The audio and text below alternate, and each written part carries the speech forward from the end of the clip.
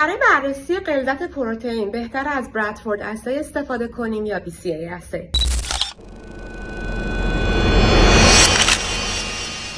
این سوال برمیگرده در واقع به غلظت پروتئین اولیت. اگه غلظت پروتئین اولیتون بالا هستش، مثل روش‌هایی که از سل کالچر استفاده می‌کنیم و تعداد زیادی سلول داریم، بنابراین مطمئنین که مقدار پروتئینتون بالا هستش، بهترین روشی که میتونید ازش استفاده کنیم BCAA اسای هستش، چون حساسیت و دقت بالاتری. اما اگر که مقدار پروتئینتون کم هستش، مثلا نمونهتون سرم هستش، پلاسما هستش و مطمئن هستین که مقدار پروتئینتون خیلی بالا نیست، بنابراین برادفورد اسای پیشنهاد اول هستش. برادفورد اسای ارزونتر هستش، خیلی رایج‌تر هستش، اما BCAA اسای خیلی دقیق‌تر هستش، زمان بیشتری رو نیاز داره، چون حدوداً 30 دقیقه انکوباسیون در 37 درجه یا 60 درجه نیاز داره.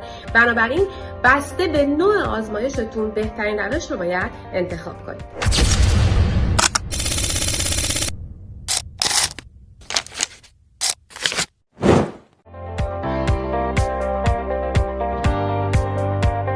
اما اگر که مقدار پروتئینتون کم هستش، مثلا نمونهتون سرم هستش، پلاسما هستش و مطمئن هستین که مقدار پروتئینتون خیلی بالا نیست، بنابراین برادفورد اسای پیشنهاد اول هستش. برادفورد اسای ارزونتر هستش، خیلی رایج‌تر هستش، اما BCAA اسای خیلی دقیق‌تر هستش، زمان بیشتری رو نیاز داره، چون حدوداً 30 دقیقه انکوباسیون در 37 درجه یا 60 درجه نیاز داره.